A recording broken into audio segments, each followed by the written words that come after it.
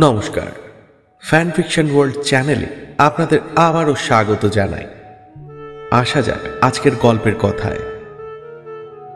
আমরা কম বেশি সকলেই জীবনের একটা পর্যায়ে ভেবে থাকি, ইস, আমি যদি গোয়েন্দা হতে পারতাম।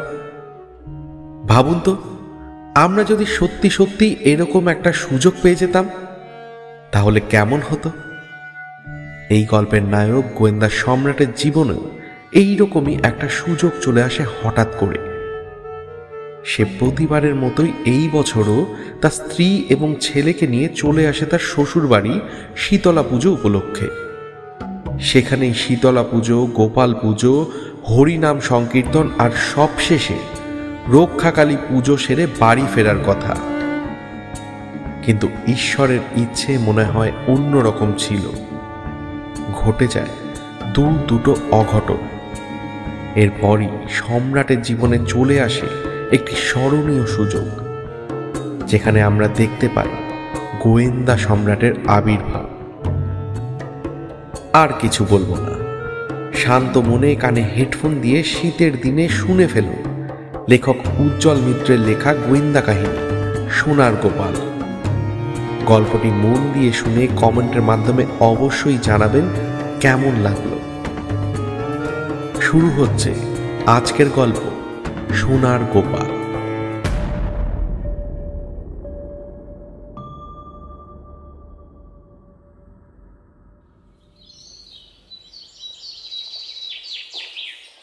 জামাইবাবু, ও জামাইবাবু।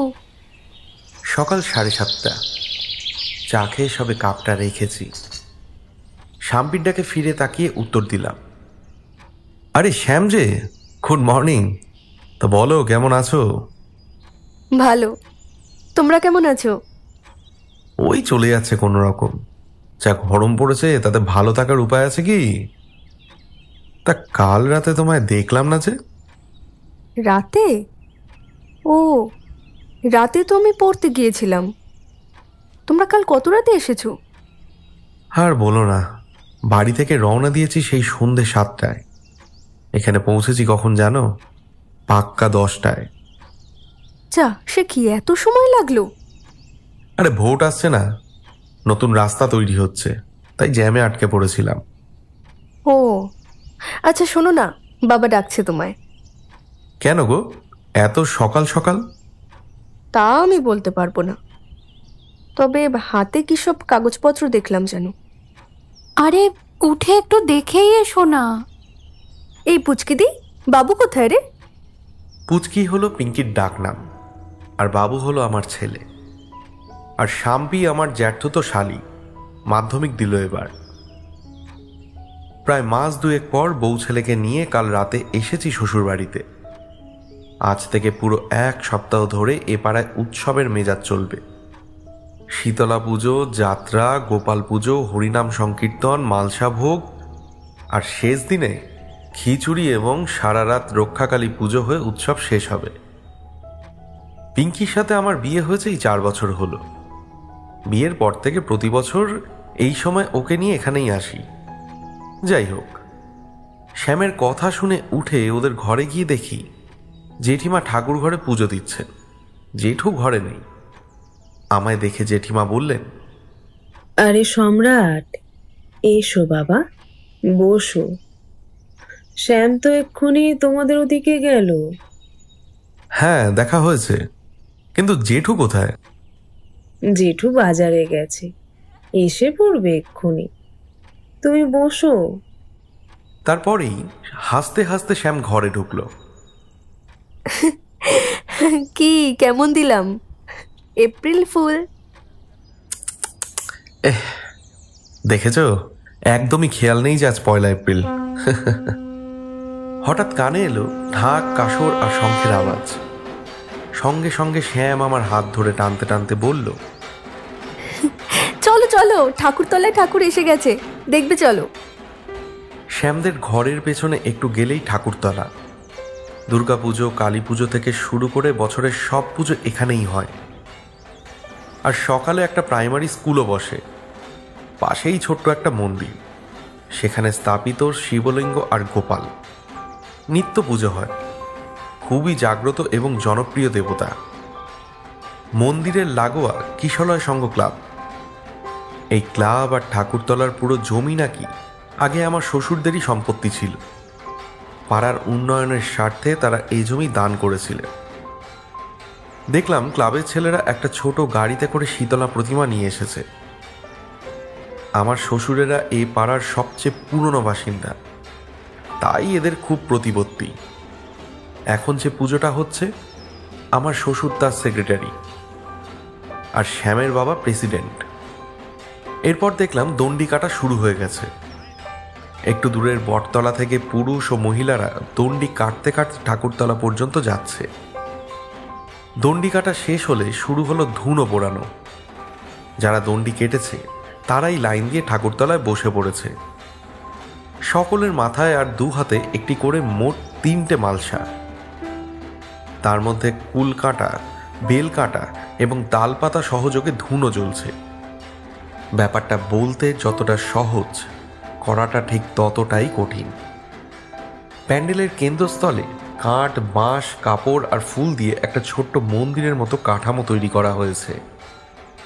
একটু পরে সেখানে প্রতিষ্ঠা করা হবে ছোট্ট সোনার গোপাল ঠাকুর। আগেই বলেছি, পাশের মন্দিরে শিবলিঙ্গ আর গোপালের নিত্য পুজো হয়। শিবলিঙ্গটা কালো পাথরের আর গোপালটা সম্পূর্ণ সোনা দিয়ে তৈরি। এই গোপাল নাকি ডোনেট করেছেন আমার সেজ খুড়শ্বশুর শ্রী বৈকুণ্ঠ চন্দ্র চৌধুরী মহাশয়। এনার সাথে ভাইদের কারো সদ্ভাব নেই। তা না থাকলে কি হবে? বুঝতে পারলাম ভদ্রলোকের টাকা পয়সা বেশ ভালোই আছে। না হলে আজকালকার বাজারে অমন একটা সোনার গোপাল ডোনেট করা 4টেখানি ব্যাপার নাকি। দাম কম করে 1,10,000 তো হবেই। ওহ, ভাবা যায়। যেহেতু সোনার গোপাল এত দামি, তাই মন্দিরে তাকে সবসময় রাখা হয় না, পাছে চুরি টুরি যদি হয়ে যায়। ঠাকুর থাকেন নিত্য পুজোর পুরোহিত মশাইয়ের বাড়িতে। উনি যখন রোজ পুজো করেন তখন তাকে মন্দিরে নিয়ে আসেন, আর পুজো হয়ে গেলে আবার ঘরে নিয়ে যান। শুধু আজ থেকে সামনের কালী পুজো পর্যন্ত ঠাকুর এই তৈরি করা কাঠামোটার মধ্যে থাকবেন, আর সেখানেই পুজো হবে। বছরের এই কটা দিন ঠাকুরঘর ও মন্দির থেকে বেরিয়ে বাইরের পরিবেশটা দেখতে পান ওই গোপাল ঠাকুর। ভক্তরাও মন ভরে তাকে দর্শন ও সেবা করার সুযোগ পায়।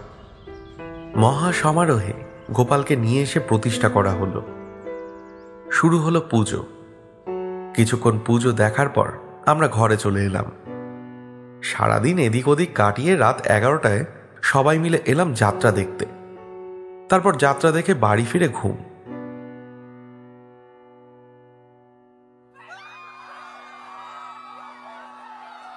হঠাৎ ভীষণ চেঁচামেচিতে ঘুম ভেঙে গেল। চেঁচামেচির সঙ্গে দৌড়াদৌড়ির আওয়াজ। কারা দৌড়াচ্ছে এরম করে? ডাকাত পড়লো নাকি? সাংঘাতিক কিছু একটা ঘটেছে মনে হচ্ছে। বিপদের আশঙ্কায় বুকটা যেন কেঁপে উঠল। বিছানার দিকে তাকালাম। ছেলে দেখলাম অঘরে ঘুমোচ্ছে, কিন্তু পিঙ্কি নেই। লাফ দিয়ে উঠে আমি খাট থেকে নামলাম। বাইরে বেরিয়ে দেখি সবাই দৌড়ে ঠাকুরতলার দিকে যাচ্ছে। কি হলো? যাই তো, আমিও একবার দেখি। আমিও ছুটলাম। অপার কৌতূহল নিয়ে এগিয়ে দেখি ঠাকুরতলায় লোকে লোকারণ্য। হঠাৎ পিঙ্কিকে দেখতে পেলাম উত্তেজিত স্বরে কাউকে কিছু বলছে।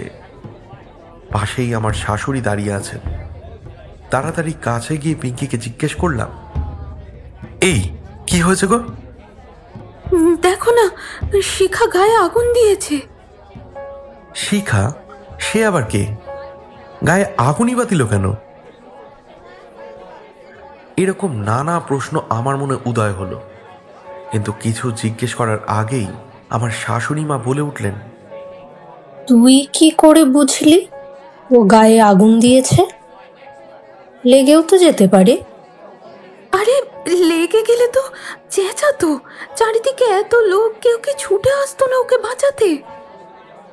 লোক কোথায়? যাত্রা শেষে সবাই তো বাড়ি চলে গেছে। মেয়েটা কি মারা গেছে? হ্যাঁ গো, বাবা তো তাই বলল। দৃশ্যটা দেখার জন্য ভীষণ কৌতূহল হলো। ভিড় ঠেলে এগিয়ে গেলাম। সামনে গিয়ে যা দেখলাম তা ভাষায় বর্ণনা করা কঠিন।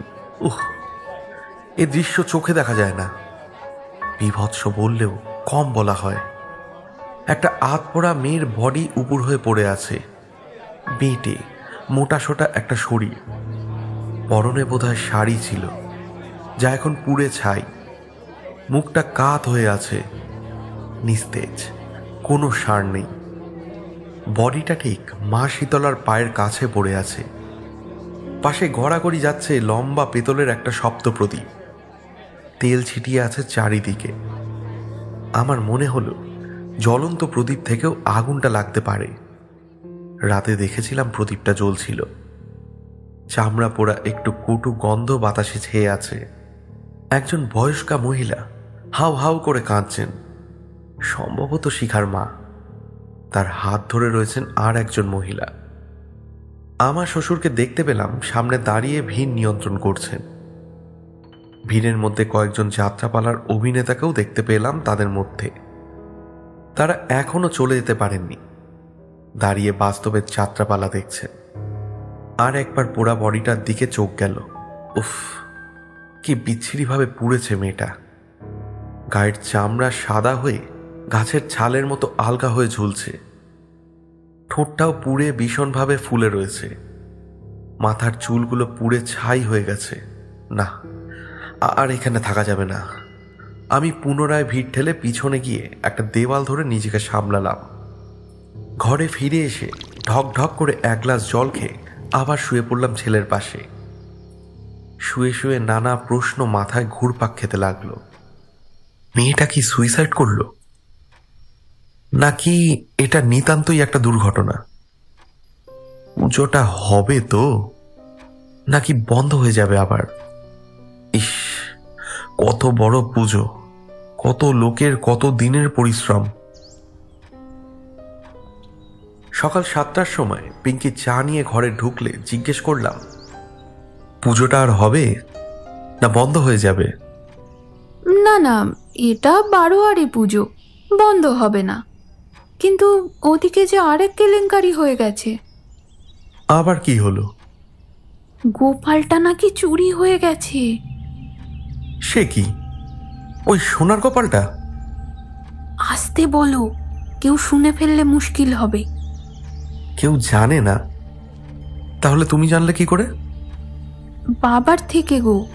সেই ভোরবেলা থেকে বাবা ও ঘরে মন মরা হয়ে বসে আছে, না পারছে কিছু করতে আর না পারছে কাউকে কিছু বলতে। চাটাও খেতে চাইছে না। তাই নাকি? কই চলো তো দেখি। ও ঘরে গিয়ে দেখলাম উনি চুপ করে চেয়ারে বসে আছেন। আমি পাশে বসে বললাম, বাবা চাটা খান। আর কি হয়েছে আমার একটু খুলে বলুন তো।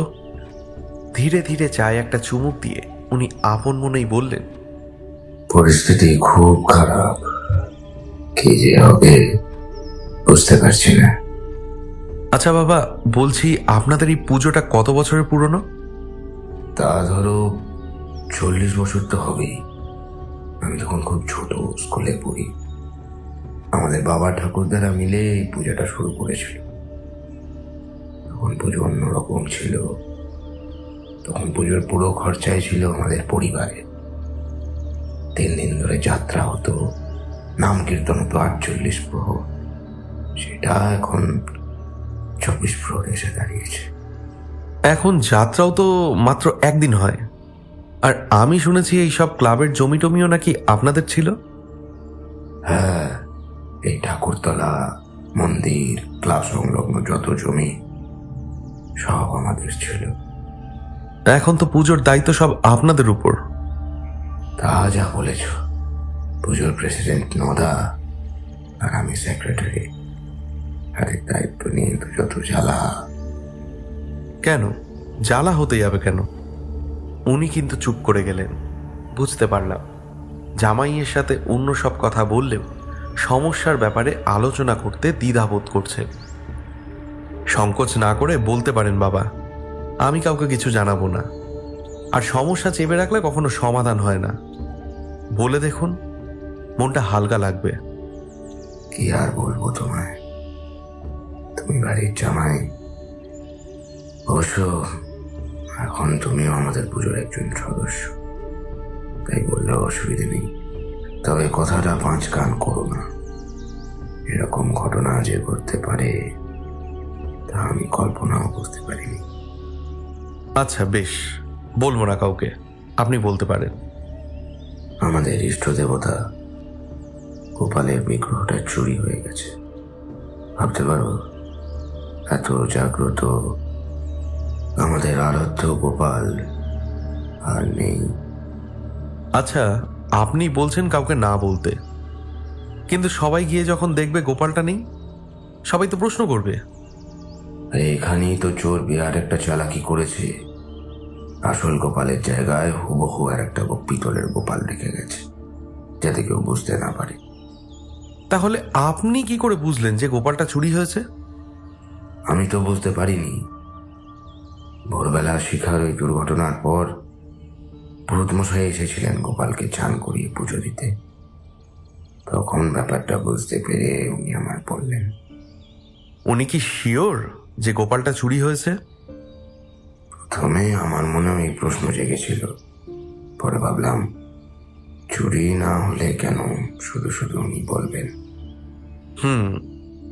তাহলে চুরির ব্যাপারে আর কেউ জানে না, শুধু আপনি আর পুরোহিত মশাই, তাই তো? হ্যাঁ, আর আমার থেকে জেনেছে পিঙ্কি আর ওর মা। এখন জানলে তুমি। পুলিশে খবর দিয়েছেন? পাগল, পুলিশকে জানালে সব পাবলিক হয়ে যাবে, আর পাবলিক জানলে বিরাট একটা গন্ডগোল হবে, এমনকি পুজো বন্ধ হয়ে যেতে পারে। পুজো মাঝপথে বন্ধ হয়ে গেলে কি হবে ভাবতে পারছো? তাই তো পুরোহিত মশাই কাউকে কিছু না বলে আমায় জানিয়েছিলেন, এমনকি দাদাদেরও জানানো হয়নি। ঠিক আছে, কাউকে জানানোর দরকার নেই। বাবা, আপনি যদি অনুমতি দেন একটা কথা বলি, আমি একটু তদন্ত করে দেখবো ব্যাপারটা। তুমি? না না, তুমি কি তদন্ত করবে? পিঙ্কি বোধহয় দরজায় দাঁড়িয়ে আমাদের কথা শুনছিল। আমি কিছু বলার আগেই ও ঘরে ঢুকে চায়ের কাপগুলো তুলে নিতে নিতে বলল, তুমি না করো না বাবা।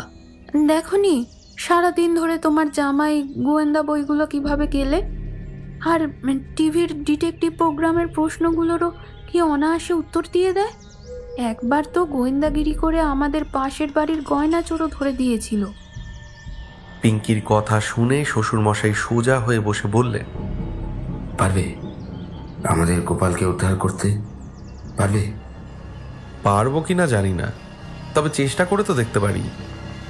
যদি পারো তাহলে তাহলে তাহলে তুমি যা চাইবে তাই দেবো। ঠিক আছে, আপনি উত্তেজিত হবেন না। আপনার বয়স হচ্ছে, এটা মাথায় রাখুন। আমি দেখছি কি করা যায়। এবার আপনি একটু রেস্ট নিন, দুশ্চিন্তা একদম করবেন না। ঠাকুরতলায় তখন শীতলা ঠাকুর বিসর্জনের তোড়জোড় চলছে। কিছুক্ষণ আগে পুলিশ এসে শিখার ডেড বডি নিয়ে গেছে পোস্টমর্টম করার জন্য। শিখার বডিটা যেখানে পড়েছিল সেখানটায় এখনো কালো পোড়া স্পট হয়ে রয়েছে। সপ্তপ্রদীপটা আবার আগের মতো তুলে রাখা হয়েছে। দুর্ঘটনার জেরে ছেলে পিলেরা সব একটু ঝিমিয়ে পড়েছিল, এখন আবার চার্জড হয়ে কাজে লেগে গেছে। শোক কাটিয়ে আবার সবাই পুজোয় মেতে উঠেছে দেখে ভালো লাগলো। কিন্তু যে মায়ের কোল ছেড়ে মেয়ে চলে গেল, তার মনের শূন্যস্থান কি আর পূরণ হবে? পেছন দিকে সুসজ্জিত কাঠামোটার মধ্যে জলজলে গোপাল ঠাকুর বিদ্যমান, এক হাতে লাড্ডু নিয়ে হামা দিচ্ছে। চিরাচরিত মূর্তি, কিন্তু দেখে বোঝবার উপায় নেই যে এটা নকল বা পিতলের তৈরি। আমার তো কোনো তফাৎ চোখে পড়ছে না। গোপালের নিচের বেশ খানিকটা অংশ অবশ্য ফুল বেলপাতায় ঢাকা পড়ে গেছে। এবার প্রশ্ন হচ্ছে, চোর যদি চুরি করে থাকে তা কখন করল? চারিদিকে এত লোকজন, তার মধ্যে কাজ সারাটা সহজ কথা নয়। তাহলে কি সবাই যখন শিখাকে দেখতে ব্যস্ত ছিল তখন চুরিটা হয়েছে? তাই হবে হয়তো। কিন্তু চুরি করে গোপালটা নিয়ে পালালো কোন দিক দিয়ে? চোর কি বাইরের কেউ, নাকি সকলের পরিচিত? এর মধ্যেই প্রতিমা বরণ করে ভ্যানে তোলা হয়েছে। আরো অনেক লোকজন জড়ো হচ্ছে ধীরে ধীরে। আমি তাকে তাকে ছিলাম। মিছিল কিছুটা এগোলেই আমি ওদের অন্যমনস্কতার সুযোগে সাইড কেটে পেছন দিকে হেঁটে ফিরে এলাম ঠাকুরতলায়। এইখানটা এখন পুরো ফাঁকা। ওদের বিসর্জন দিয়ে ফিরতে কম করে আধ ঘন্টা তো লাগবেই। এই ফাঁকে আমি একটু অবজারভেশন ছেড়ে নিই। আমি গোপাল ঠাকুরের কাঠামোটার সামনে এসে দাঁড়ালাম। এক দৃষ্টে কিছুক্ষণ তাকিয়ে রইলাম মূর্তিটার দিকে। ইস, কেউ জানে না যে এটা আসল নয়। ঘটনা না জানলে আমিও কিছু বুঝতাম না। গতকাল ঠাকুর প্রতিষ্ঠার সময় যে মূর্তিটা দেখেছিলাম, আমার তো সেটাই মনে হচ্ছে। কোনো পার্থক্যই খুঁজে পাচ্ছি না। চোর তাহলে বেশ আঁটঘাট বেঁধেই নেমেছে, এবং বোঝাই যাচ্ছে মূর্তি সম্পর্কে সে ভালোই ওয়াকিবহাল। অতএব চোর আশেপাশের পরিচিত কেউ, অথবা ঠাকুর মশাইও তো হতে পারে, নাকি ঠাকুর মশাইয়ের বাড়ির কেউ। আমার শ্বশুর বাড়ির কেউ নয় তো? না হওয়ার কিছু নেই, যদিও সকলকেই সন্দেহের তালিকায় রাখা উচিত। এমনকি যাকে কিছুতেই সন্দেহ হয় না, শেষে গিয়ে দেখা যায় সেই আসল কালপ্রিট। তাহলে দেখা যাচ্ছে চোর প্ল্যান মাফিক সঙ্গে করে নকল গোপালটা লুকিয়ে নিয়ে এসেছিল, তারপর আসলটা উঠিয়ে সেখানে নকলটা বসিয়ে পালিয়ে গেছে। খুব বেশি হলে 30 থেকে 40 সেকেন্ডের কাজ। আচ্ছা, চোর যাতায়াতের জন্য কোন রাস্তাটা ইউজ করেছে, সামনের না পেছনের? আমি চোর হলে কোন রাস্তাটা ইজি মনে করতাম? পেছনেরটাই তো সেফ। পেছন থেকে এসে পেছন দিয়ে যাওয়াটাই বেটার অপশন, কারণ পেছন দিকটায় আলো কম আছে। ধরে নিলাম চোর ওদিক দিয়েই গেছে, কিন্তু পেছন দিকটায় তো বাঁশ আর কাপড় দিয়ে রাস্তাটা বন্ধ করা আছে, যাতে পুজোর কটা দিন এদিক দিয়ে গাড়ি টাড়ি না যেতে পারে।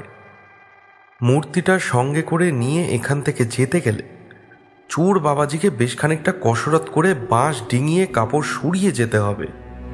আচ্ছা, এই দুটো রাস্তা ছাড়া আর কোনো দিক দিয়ে যাওয়া যায় কি? এদিক ওদিক তাকিয়ে আমি আন্দাজ করার চেষ্টা করলাম। ঠাকুরতলার দেওয়াল ঘেরা জায়গাটার পেছনে ওপর দিকে বেশ বড় একটা ফাঁকা জায়গা রয়েছে। আগে গ্রিল দিয়ে আটকানো ছিল, বোধহয় ভেঙে টেঙে গেছে। এখন পুরোটাই ফাঁকা। ওখান দিয়ে টুপকেও যাওয়া যায়, কিন্তু এটা টুপকে যাওয়া আরো বেশি কষ্টকর। তা সত্ত্বেও এটা কিন্তু পালিয়ে যাওয়ার পক্ষে সবচেয়ে বেশি সেফ রাস্তা। আমি বেশ কিছুক্ষণ ওই ফাঁকা জায়গাটার দিকে তাকিয়ে রইলাম, আন্দাজ করার চেষ্টা করলাম। হ্যাঁ, এখান থেকেও চোর পালাতে পারে। আমার বাঁ দিকটায় ক্লাবে ঢোকার দরজা, এটা রাতে তালাবন্ধই থাকে। এখন অবশ্য খোলা আছে। কি মনে হতে আমি দরজাটা ঠেলে ঢুকলাম। কেউ নেই ভেতরে। ক্লাবে আমি এর আগেও অনেকবার ঢুকেছি। আসবাবপত্রগুলির কিছু স্থান পরিবর্তন হয়েছে দেখতে পেলাম। পেছনে আরও একটা দরজা। আমি দরজাটার কাছে এগোলাম। একটা কাঠের খিল তুলে দরজাটা বন্ধ করা আছে। এখনকার দিনে এই খিল লাগানো দরজা খুব একটা দেখা যায় না। হাত বাড়িয়ে খিল খুলে আমি দরজার বাইরে বেরিয়ে এলাম। এদিকটায় ক্লাবের টয়লেট এবং কলঘর। কলের সামনে দাঁড়িয়ে আমি ডান দিকে দেওয়ালের উপরে সেই গ্রিল ভাঙা ফাঁকা জায়গাটার পেছনের দিকটা দেখতে পেলাম। চোর যদি ওই ফাঁকা জায়গাটা দিয়ে লাফিয়ে পড়ে, তাহলে সামনের ওই সরু গলিটা পার হয়ে আমার শ্বশুর বাড়ির পেছন দিকের আম গাছটার তলা দিয়ে ওপাশে চলে যেতে পারবে। ওপাশে গেলেই শ্যামদের আর আমার সেজো খুড় শ্বশুরের বাড়ির পেছন দিক। সোজা গেলে সেজো খুড় শ্বশুরের বাড়ির পাঁচিল ডিঙিয়ে বাড়ির ভেতরে ঢুকে যেতে হবে। এই দিকটা সেফ হলেও চোর নিশ্চয়ই বাড়ির মধ্যে দিয়ে যাবে না, তাহলে বাড়ির লোকেদের কাছে ধরা পড়ে যাওয়ার রিস্ক আছে। অতএব এই রাস্তাটা সন্দেহের তালিকা থেকে বাদ দেওয়া যায়। আমি পেছন ফিরে আবার দরজা দিয়ে ক্লাবের ভেতরে ঢুকলাম। তারপর দরজা বন্ধ করে আটকে দেওয়ার জন্য যেই খিলটা ধরেছি, অমনি হাতে প্রচণ্ড একটা খোঁচা খেয়ে খিলটা ছেড়ে দিলাম। উফ, খুব জোরে লেগেছে। হাতটা লাল হয়ে গেল। কিন্তু লাগলোটা কিসে? ভালো করে লক্ষ্য করলাম খিলটার নিচ থেকে একটা পেরেক বেরিয়ে রয়েছে। এটা তারই খোঁচা। তবে খোঁচা খেয়েই আমার বুদ্ধিটা কেমন খুলে গেল। আরে একটা জিনিস তো আমার মাথায় আসেনি। সঙ্গে সঙ্গে ব্যথা ট্যাথা ভুলে আবার দরজা খুলে পেছনে কলপাটটায় গেলাম। পা টিপে সাবধানে পেছল জায়গাটা পার হয়ে ডান দিকে দেওয়াল ঘেঁষে দাঁড়ালাম। মাথা নিচু করে উবু হয়ে ভালো করে জায়গাটা পর্যবেক্ষণ করতে লাগলাম। এখানকার মাটিটা একটু ড্যাম্প আর নরম, সামান্য ভেজা ভেজা। যদি কেউ ওই ফোকরটার দিয়ে লাফিয়ে পড়ে তার পায়ের ছাবি ড্যাম্প মাটিতে অবশ্যই পড়বে। আমি দেওয়াল ঘেঁষে আর একটু এগিয়ে গেলাম। ওপর দিকে তাকিয়ে দেখলাম এখন আমি ঠিক সেই ফোকরটার নিচেই দাঁড়িয়ে আছি। এইবার নিচের দিকটা ভালো করে লক্ষ্য করতে হবে। আরে ওই তো একজোড়া পায়ের ছাপ দেখা যাচ্ছে। একজোড়া জুতোর তলার ছাপ, ছোট ছোট ক্রসের ডিজাইন করা। নতুন এক ধরনের স্পোর্টস শুয়ের সোলে এই ডিজাইন দেখা যায়। আমার এক বন্ধু এই জুতোই পরে। সেম ডিজাইনের জুতো অবশ্য হাজার হাজার আছে। এ দিয়ে কিছু প্রমাণ করা যাবে না বা সঠিক অপরাধীকে আইডেন্টিফাই করা যাবে না। তাই আলাদা আর কোনো বিশেষত্ব আছে কিনা লক্ষ্য করতে লাগলাম। বেশ কিছুক্ষণ পর্যবেক্ষণ করার পর আবিষ্কার করলাম বাঁ পাটির ছাপটার গোড়ালির দিকে একটা তীক্ষ্ণ পুরু কাঁচের টুকরো গেঁথে আছে। কোনো বোতলের তলার দিককার কাঁচ। আঙুল দিয়ে সামান্য ঠেলে দেখলাম এমনভাবে মাটিতে পুঁতে আছে সহজে নাড়ানো যাচ্ছে না। আশেপাশে ওই রকম অনেক ভাঙা আর আস্ত বোতল পড়ে আছে দেখলাম, মদ আর বিয়ারের বোতল। কাঁচের টুকরোটা যেভাবে মাটিতে অনড়ভাবে গেঁথে আছে, কেউ যদি লাফিয়ে পড়ে তার ওই স্পোর্টস শুয়ের নরম সোল ভেদ করে কাঁচটা পায়ে লাগার কথা। সন্দেহটা হতেই সামনে এগোলাম। পাক্কা গোয়েন্দাদের মতো নিচু হয়ে আবার নিরীক্ষণ শুরু করলাম। জায়গাটা বেশ নির্জন, রাজ্যের নোংরা ময়লা ফেলা হয় এখানে, তাই এদিকটায় সচরাচর কেউ আসে না। অতএব কেউ আমাকে লক্ষ্য করারই নেই। নির্বিঘ্নে আমার অনুসন্ধান চালাতে পারবো। যা ভেবেছিলাম ঠিক তাই। অগ্রবর্তী ছাপটা শুধু টোয়ের, গোড়ালির দিকের ছাপ নেই। ডান পাটির ছাপ পুরোটাই আছে। অর্থাৎ একটা ব্যাপার ক্লিয়ার হয়ে গেল যে অপরাধীর বাঁ পায়ে আঘাত লেগেছে এবং তারপর সে গোড়ালি তুলে খুঁড়িয়ে খুঁড়িয়ে গেছে। রক্ত বেরিয়েছে কি সেটা জানার যদি উপায় নেই, কারণ রক্ত বেরোলে সেটা লাগবে জুতোর ভেতরের দিকে। আর একটু এগিয়েই দেখতে পেলাম বাঁ পায়ে লেংচে লেংচে ছাপটা আম গাছ তলায় হারিয়ে গেছে, কারণ আম গাছ তলায় মাটির উপর ইট আর রাবিশের টুকরো ছড়িয়ে আছে। অতএব এরপর অপরাধী কোন দিকে গেছে জানার উপায় নেই। হয় সে পাঁচিল টপকে আমার সেজ খুর শ্বশুরের বাড়িতে ঢুকেছে, আর না হলে সাইডের ছোট্ট গলিটা দিয়ে খুর শ্বশুরের বাড়ির বাথরুমের দিকেও যেতে পারে। কোন দিকে গেল চোরটা? ভুরু কুঁচকে গভীরভাবে ভাবছিলাম। হঠাৎ কানে এলো ঢাক আর কাশির আওয়াজ। ভাসান পার্টিরা বোধহয় ভাসান দিয়ে ফিরে আসছে। তাড়াতাড়ি দরজার দিকে এগোলাম। একে তো আমি ভাসানে উপস্থিত ছিলাম না, আর তার উপর আমাকে ক্লাব থেকে এখন একা বেরোতে দেখলে অবাঞ্ছিত নানান প্রশ্নের সম্মুখীন হতে হবে। মোটামুটি যা দেখার আমার তা দেখা হয়ে গেছে। অতএব ঝটপট ক্লাব থেকে বেরিয়ে কোনো দিকে না তাকিয়ে আমি বাড়ির দিকে এগোলাম এবং ওরা ফিরে আসার আগেই ঘরে ঢুকে বিছানায় শুয়ে পড়লাম। কি গো, এই অবেলায় শুয়ে আছো যে? তাও আবার প্যান্ট শার্টটাও খোলোনি? এই এমনি শুয়ে আছি। আচ্ছা, আমি কি কিছু দেখিনি ভেবেছো? কি দেখেছো আবার? তুমি একটু আগে ক্লাব থেকে বেরোলে না? সে কি, অত দূর থেকেও তুমি দেখে ফেলেছো? কি আর করব বলো, আমি যে তোমারই অ্যাসিস্ট্যান্ট। তারপর ওকে সবটা বললাম। মন দিয়ে সব শুনে ও বলল, আচ্ছা, চোরটা কে হতে পারে বলো তো? তোমার কাকে সন্দেহ হয়? আমার আমার মনে হয় বিহারি পাড়ায় কটা বিদেশি লোক এসেছে না, ওদের মধ্যে কেউ হলেও হতে পারে। কেন? তোমার এরকম মনে হচ্ছে কেন? কারণ আমাদের গোপাল ঠাকুর খুবই জাগ্রত, এ পাড়ার সবাই তাকে ভক্তি করে, এদের কারোর চুরি করার সাহস হবে না। যা, এটা কোনো কথা হলো নাকি? কোনো যুক্তিই তো নেই। না হলে কি, এতদিন তো কোনো চুরি হতো না, ওই লোকগুলো আসার পরেই চারিদিকে চুরি চামারি শুরু হয়েছে। এই তো সেদিনও কারা নাকি সুরেশ কাকাদের ভেড়ির সমস্ত মাছ চুরি করে নিয়ে গেছে। আমার সন্দেহ হচ্ছে এ ওদেরই কাজ। দাঁড়াও দাঁড়াও, মূর্তি চুরির ঘটনাটা ঘটেছে শিখার গায়ে যখন আগুন লেগেছে তখন, কিংবা তার সামান্য আগে কি পরে হতে পারে। সেই সময় ঠাকুরতলায় লোকজন ভর্তি ছিল, বাইরের কেউ এলে কারণ না কারণ নজরে তো পড়বেই। চোর কি সেই রিস্ক নেবে? এটা বোধহয় ঠিক কথাই বলেছ, বুঝলে, কিন্তু কারোর নজরে পড়েনি সেটা কাউকে জিজ্ঞাসাবাদ করার আগেই তুমি কি করে নিশ্চিন্ত হচ্ছ? তাছাড়া চুরিটা যে ওই সময়ই হচ্ছে তাই বা তুমি শিওর হলে কি করে? সেটা একটু মন দিয়ে ভাবলেই বুঝতে পারবে। পুরোহিত মশাই সকালে গোপাল প্রতিষ্ঠা করার পর সারাদিন পুজোয় লোকজন ছিল। পুজোর পরও সারা রাত যাত্রা হয়েছে, তখনও ওখানে প্রচুর লোকজন। শুধু শিখার ঘটনাটার সময় সবাই একটু অন্যমনস্ক ছিল। আমার মনে হয় চোর সেই সুযোগটাই নিয়েছে। আর শিখার ব্যাপারটাও আমার যথেষ্ট সন্দেহ আছে। কিরকম? তুমি বলছো শিখা নিজেই গায়ে আগুন দিয়েছে, অর্থাৎ সুইসাইড করেছে। আমার কিন্তু তা মনে হয় না, অ্যাক্সিডেন্টও হতে পারে।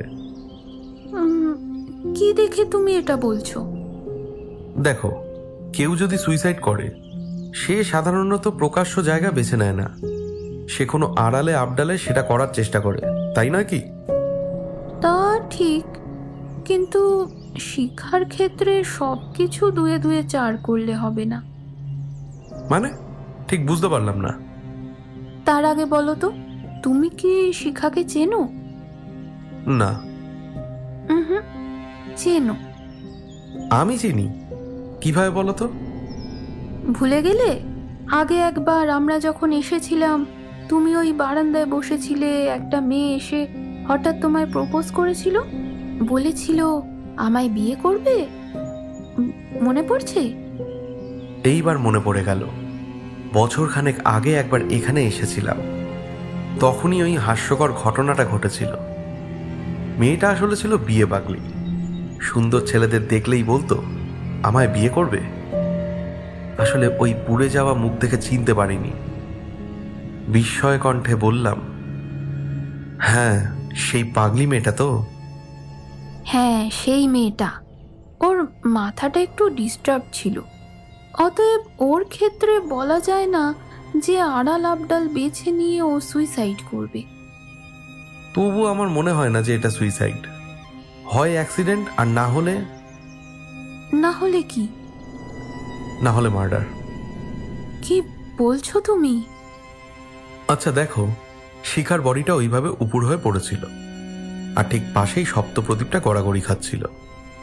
ওটা থেকেও আগুন লাগতে পারে, কিন্তু তাহলে তো শিখা দৌড়াদৌড়ি করতো, আগুন নেভানোরও চেষ্টা করত, ঠাকুরের নিচে ওইভাবে পড়ে থাকতো না। না না, উফ, ঠিক মাথায় ঢুকছে না, আমি না কনফিউজড। দাঁড়াও তো, আগে পোস্টমর্টমের রিপোর্টটা বেরোক, তখন বোঝা যাবে। জানো, ওই পিতলের সপ্তপ্রদীপটা বাবা এবারে ডোনেট করেছে। তাই নাকি? হ্যাঁ, আর তোমার ধারণা ওটা থেকেই আগুন লেগে? ইস, কি বিভৎস লাগছিল ওর মুখটা, থেকে থেকে শুধু মনে পড়ছে। জানো, আমি না আজ রাতে ঘুমোতে পারবো না। জানি, পিঙ্কি প্রচণ্ড ভীতু, দিনের বেলাতেও ছায়া দেখলে ভয় পায়। ওর জন্য আমি কোনো হরর মুভি দেখতে পারি না। সেই মানুষ অমন ভূতের মতো আতপোড়া বডি দেখলে ভয় তো পাবেই। তাই আমি কথা ঘোরালাম। বাদ দাও, ওসব ভেবে এখন আর লাভ নেই। আচ্ছা, কয়েকটা প্রশ্নের উত্তর দাও তো। শিখার বাড়িতে কে কে আছে? শুধু ওর মা, আর কেউ নেই। যে মহিলা ওর বডির সামনে বসে সকালে কাঁদছিল। হ্যাঁ দেখেছি। আর তার পাশে যে মহিলা ছিল? ও তো পারুলের মা, ওদের পাশের বাড়িতেই থাকে। শিখাদের বাড়িটা কোথায়? আমাদের ক্লাব থেকে 2 বাড়ি পড়ে। আচ্ছা, শিখাদের সাথে কি কারোর ঝামেলা টামেলা ছিল? সেটা তো আমি ঠিক বলতে পারবো না। এসব জানতে গেলে তোমাকে ওর মায়ের সঙ্গে কথা বলতে হবে। ঠিক আছে, সে দেখা যাবে ক্ষণ। এবার বলো তো, তুমি কি পুরো যাত্রাটা দেখেছিলে? হ্যাঁ, তুমি 3টের সময় চলে আসার একটু বাদে শ্যাম, সুমি, মাম্পি, দিদি ওরাও ঘুমোতে চলে গেল। আমি আর মা পুরো যাত্রা দেখে 4:30 সময় বাড়ি এসেছি। তুমি তখন বাবুর পাশে শুয়ে নাক ডাকছিলে। আমি এসে গা ধুয়ে শোয়ার তোড়জোড় করছিলাম, ঠিক তখনই ওই চেঁচামেচি। মাকে ডেকে দৌড়ে গেলাম, গিয়ে দেখি সব শেষ। আচ্ছা, এবার আমি তোমায় একটা প্রশ্ন করব। কি প্রশ্ন মিস ওয়াটসন? ইয়ার কি মেরো না তো, শোনো। আচ্ছা, তোমার কথা অনুযায়ী ধরে নিলাম শিখা মার্ডার হয়েছে, তাহলে কি যে শিখাকে মার্ডার করেছে সেই গোপাল চুরি করেছে? যতদূর সম্ভব তাই হবে। এছাড়া এখনো পর্যন্ত শিখাকে মারার আর কোনো কারণ দেখতে পাচ্ছি না। হয়তো শিখা চুরিটা করতে দেখে ফেলেছিল, বা অন্য কিছুও হতে পারে। এখনই শিওর হয়ে কিছু বলতে পারছি না। আমাকে কয়েকজনের সঙ্গে কথা বলতে হবে ইমিডিয়েটলি। আচ্ছা পিঙ্কি, তোমরা যখন যাত্রা শেষে ঘরে চলে এসেছিলে তখন ঠাকুরতলায় লোকজন ছিল? হ্যাঁ, অনেকেই ছিল। কারা ছিল বলতে পারবে? বাবা ছিল, জেঠুরা ছিল, আর ক্লাবের ছেলেরা চেয়ার টেয়ার গোছাচ্ছিল। তোমার বাবার সঙ্গে একটু কথা বলতে হবে, আর ক্লাবের ছেলেদের সাথেও। হ্যাঁ, তাড়াতাড়ি কথা বলো, বুঝলে? চোর যদি আবার গোপালটা পাচার করে দেয়। আরে না না, তার আগেই তাকে ধরতে হবে। কিন্তু আমি ভাবছি যাত্রা পার্টির লোকেরা যদি কেউ কালপিট হয়ে থাকে। তাই তো, এটা তো ভাবিনি। তাহলে তো মুশকিল। ওদের কিভাবে খুঁজে পাবে? দেখা যাক। দেখো না, এর মধ্যেই তুমি কতগুলো সূত্র পেয়ে গেছো। চোর পালানোর রাস্তা, চোরের জুতোর ছাপ, তারপর ওই যে বললে চোরের বাঁ পায়ের গোড়ালিতে নাকি কাঁচ ঢুকেছে। এখন খুঁজলেই তো হয় কে ওরকম জুতো পরে আর কার গোড়ালিতে জখম আছে। ধ্যাৎ, ওরকম জনে জনে জুতোর তলা আর গোড়ালি তুলে পরীক্ষা করা সম্ভব? তার উপর সময়ও বেশি নেই। সেটাও ঠিক। ঘণ্টাখানেক আগে দুপুরের খাওয়া সেরে শ্বশুর মশাইয়ের জন্য অপেক্ষা করছিলাম। আজ ঠাকুরতলায় মহা মালসা ভোগ হচ্ছে। ভোগ শেষ হলে রাত থেকে মহানাম সংকীর্তন শুরু, আগামীকাল রাত পর্যন্ত চলবে। তারপর আবার একটা দিন বিশ্রাম। পরদিন শনিবার রাতে রক্ষাকালী পুজো। পুজো শেষ হলেই 1 বছরের জন্য গোপাল ঠাকুর মন্দিরে ঢুকে যাবে। অর্থাৎ আমার হাতে সময় মাত্র আর 3টে দিন। এর মধ্যে আমাকে চুরি যাওয়া সোনার গোপাল খুঁজে বের করতেই হবে, নইলে শ্বশুর বাড়িতে আর মান থাকবে না। শ্বশুরমশাই বাড়ি ফিরতেই আমি বললাম, আপনার সাথে কিছু কথা ছিল বাবা। বলো, কি বলবে? বলছি, আপনাদের ওই গোপালটার কোনো ইন্স্যুরেন্স করা আছে? ইন্স্যুরেন্স? না তো, করা নেই। এগুলোর আবার ইন্স্যুরেন্স করানো যায় নাকি?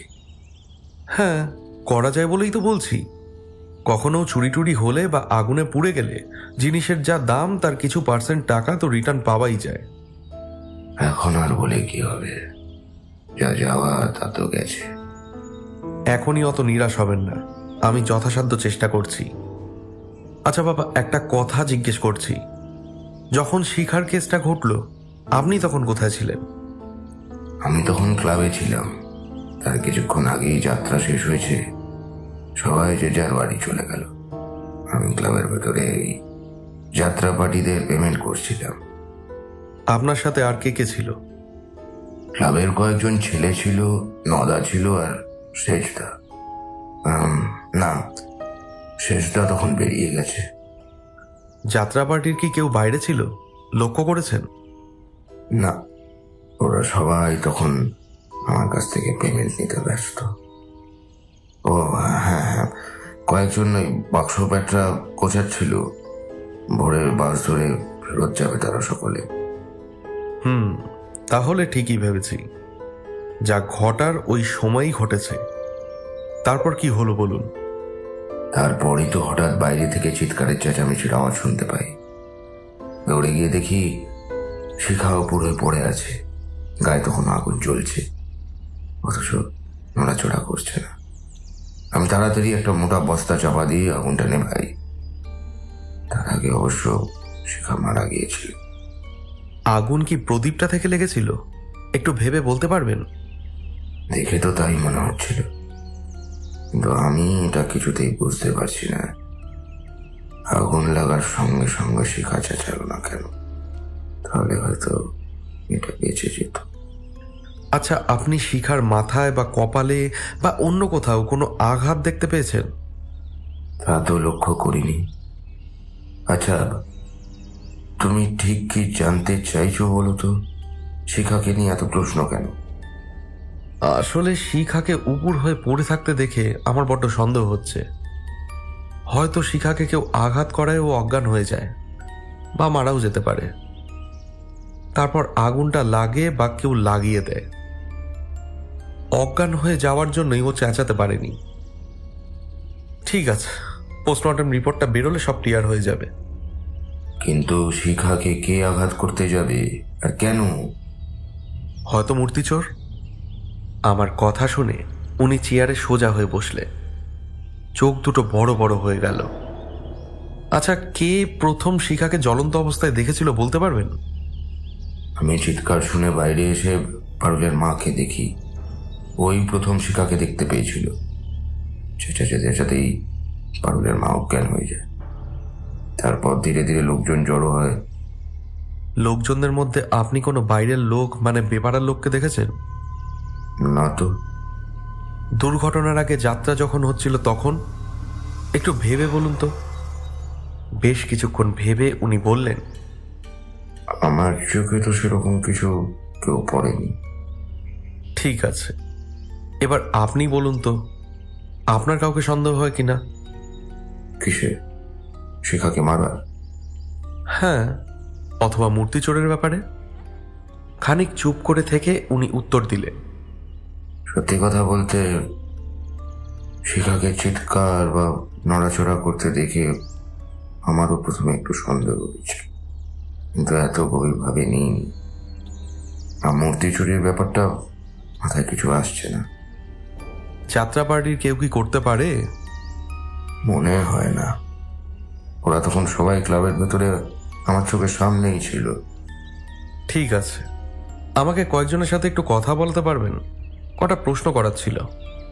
এই ধরুন, যেমন ক্লাবের ছেলেদের সাথে যারা গতকাল রাতে ঘটনাস্থলে উপস্থিত ছিল। পারুলের মায়ের সঙ্গেও কথা বলাতে পারলে খুব ভালো হয়। আচ্ছা বেশ, এদের সাথে কথা তোমায় বলিয়ে দিচ্ছি, কিন্তু একটা জিনিস মাথায় রেখো, গোপালটা চুরির ব্যাপারে কেউ না জানতে পারে, তাহলে কিন্তু গন্ডগোল লেগে যাবে। পুজোটাও বন্ধ হয়ে যেতে পারে। আপনি নিশ্চিন্তে থাকুন, আমি শুধু শিখার ব্যাপারেই প্রশ্ন করব। ঠিক আছে, কখন কথা বলবে বলো? সম্ভব হলে এখনই, আমাদের হাতে তো বেশি সময় নেই। ঠিক আছে। আর তুমি ঠিকই বলেছ, আমাদের হাতে একেবারেই সময় নেই। ও হ্যাঁ, ঠাকুর মশাইয়ের সাথেও একটু কথা বলতে হবে। দেওয়ালে টাঙানো ঘড়িটার দিকে উনি তাকিয়ে বললেন, ঠাকুর মশাইয়ের সাথে কি এখন কথা বলতে পারবে? এক্ষুনি তো পুজোয় বসবেন। অসুবিধা নেই, পুজোর পরে কথা বললেও হবে। চলো না, একবার দেখাই যাক। এরপরই আমরা ঘর থেকে বেরিয়ে ঠাকুরতলার দিকে এগোলাম। ঠাকুরতলায় তখন মহা সমারোহে মালসা ভোগের আয়োজন চলছে। ঠাকুরমশাইকে দেখলাম একপাশে পুজোর সরঞ্জাম গোছাচ্ছে। বুঝলাম এখন ওনাকে ডিস্টার্ব করা যাবে না। ঠিক আছে, ওনার সাথে পরে মোলাকাত হবে। শ্বশুরমশাই ইশারায় একটি ছেলেকে ডাকলেন। ছেলেটি আমার মুখ চেনা, টুকটাক আলাপ পরিচয়ও আছে। ওর নাম গদাই। সবসময় গুটখা চিবোয়। পিচিক করে এক গাদা থুতু ফেলে কাছে এসে বলল, কি হয়েছে কাকা? একটু ক্লাবে এসো তো। গদাই কিছু বুঝতে না পেরে একবার ওনার দিকে একবার আমার দিকে তাকাতে লাগলো। ক্লাবের ভেতরে এখন কেউ নেই। গদাইয়ের ভুরু এখনো কুঁচকে আছে। শ্বশুরমশাই শুরু করলেন। ভোরবেলায় শিখার ঘটনার সময় তো তুমি ছিলে। সম্রাট ওই বিষয়ে তোমাদের কাছে কিছু জানতে চায়। আসলে ওর একটু সন্দেহ হয়েছে ব্যাপারটা দেখে আমার সন্দেহ হয়েছে কাকা। পুজোর দিন বলে কিছু বলিনি। বলো জামাইবাবু, কি জানতে চাও? কাল রাতে যাত্রা শুরু হওয়ার সময় থেকেই তো তুমি ছিলে, তাই না? হ্যাঁ, আমি যাত্রা পার্টির ইনস্ট্রুমেন্ট গুছিয়ে দিচ্ছিলাম। হ্যাঁ হ্যাঁ, দেখেছিলাম তোমায়। তোমার সাথে আরেকটা ছেলে ছিল না?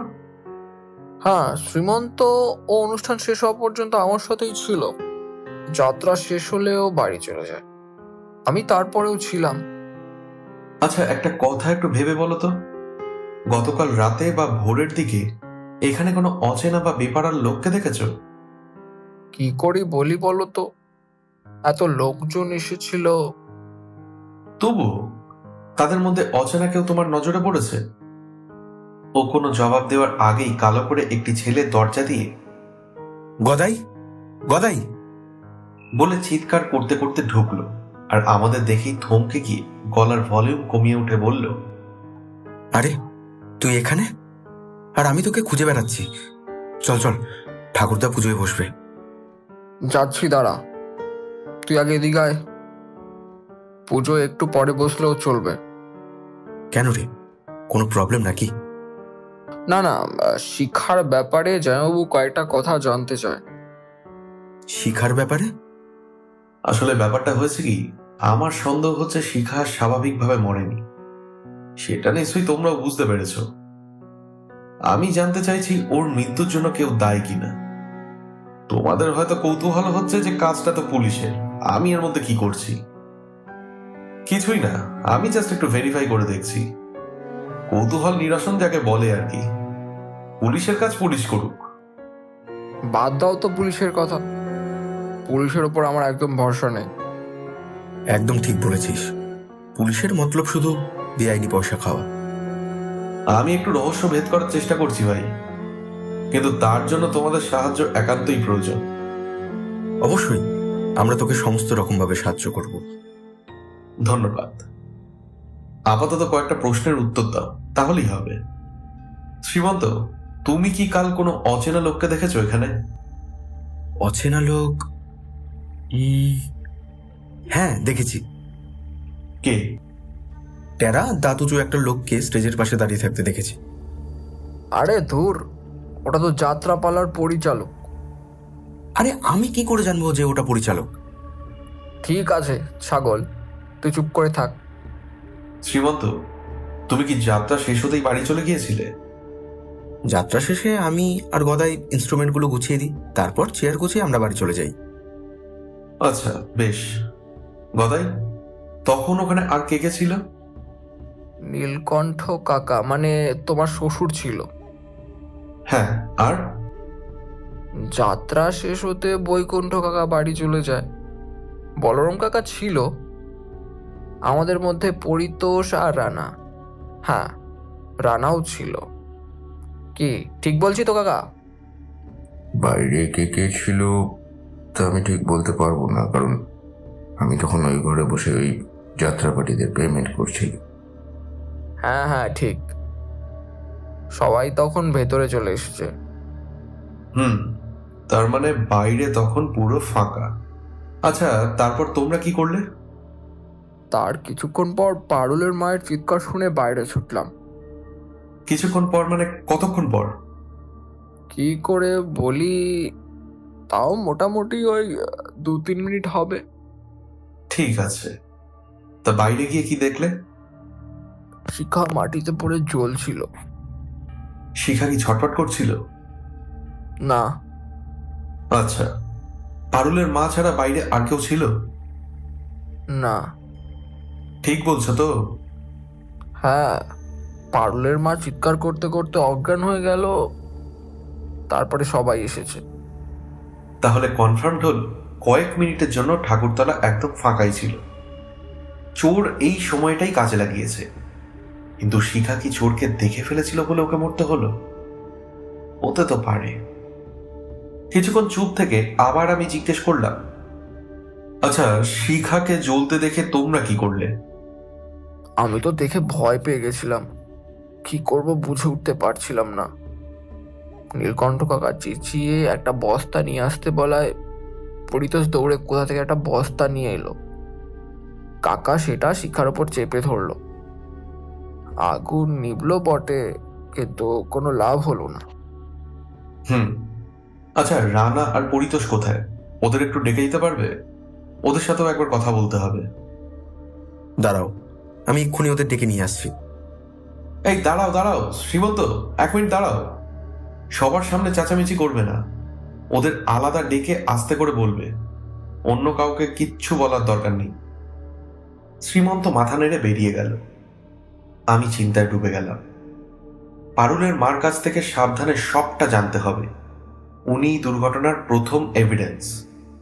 কিন্তু সমস্যা একটাই, এখানে অনেক কিছু জিজ্ঞেস করতে পারছি না। সর্বদা অ্যালার্ট থাকতে হচ্ছে মূর্তি চুরির ব্যাপারটা কেউ যেন জানতে না পারে। যাত্রা পার্টিদেরকেও জিজ্ঞাসাবাদ করতে পারলে ভালো হতো, কিন্তু তা কি সম্ভব? তবু একটা চান্স নিলাম। আচ্ছা বলছি, যাত্রা পার্টিরা তো সকালেই চলে গেছে, তাই না? হ্যাঁ, ওদের গ্রামে যাওয়ার বাস 3 ঘন্টা পর পর। পেমেন্ট পেয়েই ওরা সব চলে যেত, কিন্তু শিখার ঘটনার জন্য পারেনি। প্রায় 2 ঘন্টা পর আমার কাছ থেকে অনুমতি নিয়ে ওরা রওনা দেয়। কিন্তু তুমি কি ওদেরকেও সন্দেহ করছো নাকি? সন্দেহ ঠিক নয়, তাও কথা বলাটা একবার দরকার। ঠিক আছে কাকা, জামাইবাবু যখন ওদের সাথে কথা বলতে চাইছে, ব্যবস্থা হয়ে যাবে। রানার বাড়িটা নিয়ে চলে যাব। এই তো মিনিট 45-এর রাস্তা। সন্ধেবেলার দিকে গেলে হবে তো জামাইবাবু? হ্যাঁ হ্যাঁ, তোমাদের পুজোর কাজ শেষ হওয়ার পর গেলেই হবে। মিনিট 5-এর মধ্যে শ্রীমন্ত রানা আর পরিতোষকে নিয়ে ক্লাবে প্রবেশ করল। ওদের চোখে মুখে উৎকণ্ঠা। আগে ওদের সব বুঝিয়ে বলে নিশ্চিন্ত করলাম। তারপর গদাইদের যে প্রশ্ন করেছিলাম সেই একই প্রশ্ন ওদেরকেও করলাম, কিন্তু কারো উত্তরে আলাদা কিছু পেলাম না। ওরাও অচেনা কাউকে দেখতে পায়নি। মৃত্যুটা যদিও ওদেরও অস্বাভাবিক লেগেছে, শুধু পুজোর জন্য ওরা কেউ হাঙ্গামায় যেতে চায়নি। তদন্তের ব্যাপারটা ওদের গোপন রাখতে রিকোয়েস্ট করলাম। তারপর আর দেরি না করে উঠে পড়লাম। শ্বশুরমশাই আমাকে নিয়ে ক্লাবের বাঁ পাশের গলিটায় প্রবেশ করলেন। গলিটায় ঢুকে ঠিক 2টো বাড়ি পরে পারুলদের বাড়ি। আমরা বাড়িতে ঢোকার পর শ্বশুরমশাই পারুলের মাকে বললেন, জামাই তোমার সাথে একটু কথা বলতে চায়। আমার সাথে? হ্যাঁ কাকিমা, আপনার সাথেই। আসলে আপনিই তো প্রথম শিকার গায়ে আগুন লাগতে দেখেন, তাই না? কথাটা শুনে পারুলের মা হঠাৎ হাউমাউ করে কেঁদে উঠল। তোমার কোনো ভয় নেই। যা দেখছো বা যা দেখেছো পরিষ্কার করে বলো। পারুলের মায়ের দোষ দেওয়া যায় না। সকাল থেকে পুলিশ নাকি তাকে অসংখ্যবার জেরা করেছে। অজান্তেই বেচারি ফেঁসে গেছে। সে আমার দিকে তাকিয়ে বলল, সত্যি আমি কিছু করিনি গো। জানি তুমি কিছু করনি, কিন্তু যে করেছে তাকে কি তুমি দেখেছো? না বাবু, আমি কিচ্ছু দেখিনি। তোমায় পুলিশ ধরে নিয়ে গেলে ভালো হবে তো। বিশ্বাস করুন বাবু, আমার কোনো দোষ নেই। আচ্ছা ঠিক আছে, তুমি সকালে যা দেখেছো সেটাই বলো। শিখাকে গায়ে আগুন লেগে পড়ে থাকতে দেখেই আমি চেঁচাই। তারপর তো অজ্ঞান হয়ে গেছিলাম। দাদা তো সবই দেখেছেন। এই সবই আমরা জানি, তুমি একদম প্রথম থেকে বলো। যাত্রা দেখতে গেছিলে তো? রাতে খাওয়া দাওয়া সেরে ছেলে মেয়েকে সঙ্গে নিয়ে যাত্রা দেখতে গিয়েছিলাম। কিছুটা দেখার পর ছেলেমেয়েরা আমার কোলে মাথা দিয়ে ঘুমিয়ে পড়ে। ওদের বাবা সারাদিন বাড়ি ছিল না। অনেক রাতে কোথা থেকে মদ টদ গিলে এসেছিল। তারপর চেঁচামেচি করতে শুরু করলো। তাই যাত্রার মাঝপথেই আমরা ফিরে আসি। বাড়ি এসে ঘন্টা খানেক স্বামীর সাথে তর্কা তর্কি ঝামেলা চলল। তারপর গিয়েছিলাম বাথরুমে। তার কিছুক্ষণ আগেই যাত্রা শেষ হয়েছে। বাথরুম থেকে পরপর দুটো ধূপধাপ করে শব্দ শুনলাম। তার মধ্যে দ্বিতীয়টা বেশ জোরে। ভয়ে ভয়ে বাথরুম থেকে বেরিয়ে উঁকি মেরে দেখি ঠাকুরতলার দিকে কিছু জ্বলছে। প্রথমে বুঝতে পারিনি ওটা শিখা। কাছে গিয়ে চিনতে পারি আর চেঁচিয়ে উঠি। পারুলের মার বক্তব্য শেষ হলে বাইরে বেরিয়ে লক্ষ্য করলাম এদের বাথরুমটা যেদিকে তার ঠিক পেছন দিকে ক্লাবের সেই কলতলা। দুইয়ে দুইয়ে চার পড়লাম। বাথরুমের ভেতর থেকেই পারুলের মা প্রথম শুনেছিল শিখার পড়ে যাওয়ার আওয়াজ। দূরে বলে ওটা আস্তে শুনেছে, দ্বিতীয় শব্দটা জোরে লাফিয়ে পড়া। বাথরুমের একদম পেছনে বলে জোরে শোনা গেছে। পারুলদের উল্টো দিকের বাড়িটা শিখাদের। শিখার মায়ের সঙ্গে কথা বলার জন্য সেখানে গেলাম। শোকাচ্ছন্ন মা তখনও ঘরে বসে কাঁদছিল। তাকে সান্ত্বনা দিচ্ছিল অন্যান্য আত্মীয় স্বজনেরা। সেখানে প্রশ্ন করার মতো পরিবেশ বা পরিস্থিতি কোনোটাই ছিল না। সুতরাং ঠিক করলাম পরে আসব। তাই আমরা তাদের আর বিরক্ত না করে মৌখিক সান্ত্বনা দিয়ে বেরিয়ে এলাম।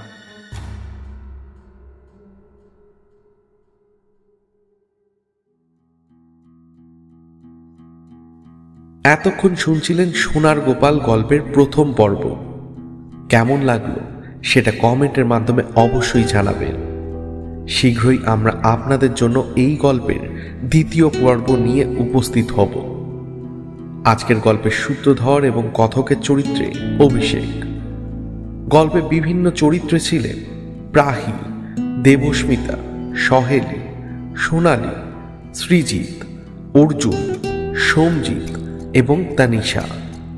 প্রচ্ছদ অলঙ্করণে অভিষেক, আবহ নির্মাণে আদিত্য, শব্দগ্রহণ এবং নির্দেশনায় অভিষেক এবং সমগ্র পরিচালনায় মা প্রোডাকশন। গল্পগুলো ভালো লাগলে আমাদের চ্যানেলটি অবশ্যই সাবস্ক্রাইব করবে। অসংখ্য ধন্যবাদ। শুভরাত্রি।